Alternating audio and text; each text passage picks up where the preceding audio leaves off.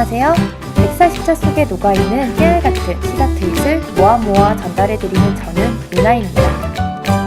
문재인 새정치민주연합 대표가 재신임 투표를 철회할 것인가 아니면 강행할 것인가에 대한 결론이 나왔습니다. 최재성 총무본부장은 18일 저녁 7시 긴급 기자회견을 열고 다음 주에 전 당원과 국민들에게 대표의 재신임 문제를 묻겠다고 했습니다. 최재성 본부장이 밝힌 재신임 투표 결정의 과정을 알아보겠습니다. 18일 오전 이석현 국회 부의장과 박병석 전 국회 부의장이 문재인 대표를 찾아와서 재신임 투표를 재고해달라고 요청했습니다. 두 전현직 국회 부의장은 일요일 합동회의에서 당 단합의 결과를 도출해보겠다고 했고 문재인 대표는 합동회의를 지켜보겠다고 말했습니다. 이 자리에는 이종걸 원내대표도 있었습니다. 오후에 이종걸 원내대표는 의원총회를 해서 무엇을 할지 모르겠고 의총을 내가 소집할 수 있는 것도 아니다. 일요일에 국정감사 중에 의원들을 오게 한다는 게 어떨지 의논을 해봐야겠다고 했습니다.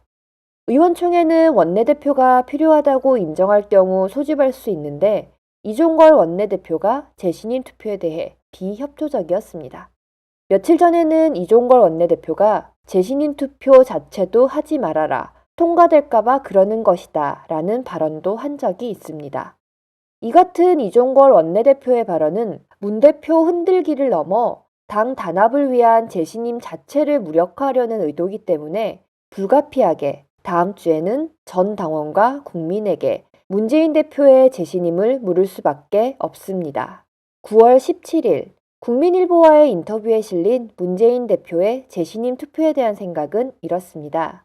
재신임을 철회하라는 주장에 대해서는 어떻게 생각하나? 그 반대가 참으로 기묘한 일이다. 그동안 나에게 그만두라고 요구해놓고 이제 와서 내려놓으니까 다시 반대하는 것 아닌가? 그러면 어쩌라는 말이냐고 되묻고 싶다. 그동안 지속적으로 대표에서 물러나야 한다고 주장하며 흔드는 분들이 당내에 정말 몇 분 안 된다. 재신임을 못 받으면 나로서는 유쾌하지 못하겠지만 내려놓아야 하지 않겠느냐. 그것이 아니면 나를 흔든 분들이 민심이 아니구나 라는 것을 알고 그만해야지. 계속 분란거리를 만들면 정말로 대책이 없다. 재신임 투표의 필요성에 대해 중진회의에서 문재인 대표는 다음과 같은 말을 했다고 합니다. 신명이 나야 하는데 툭하면 당과 나를 흔들고 툭하면 사퇴하라고 하지 않았느냐. 면전에서 모욕을 느낀 적도 많았다. 지금처럼 해서는 힘들다. 언제까지 흔들리면서 있을 수도 없고 대표로서 이를 용인하기도 어렵다. 추석 전에 국민과 전 당원을 대상으로 하는 재신임 투표가 진행되고 결과까지 발표될 것으로 보입니다. 당대표가 자리를 걸고 투표를 제안한 만큼 당내 분열을 끝내고 화합을 위한 계기가 되기를 바랍니다.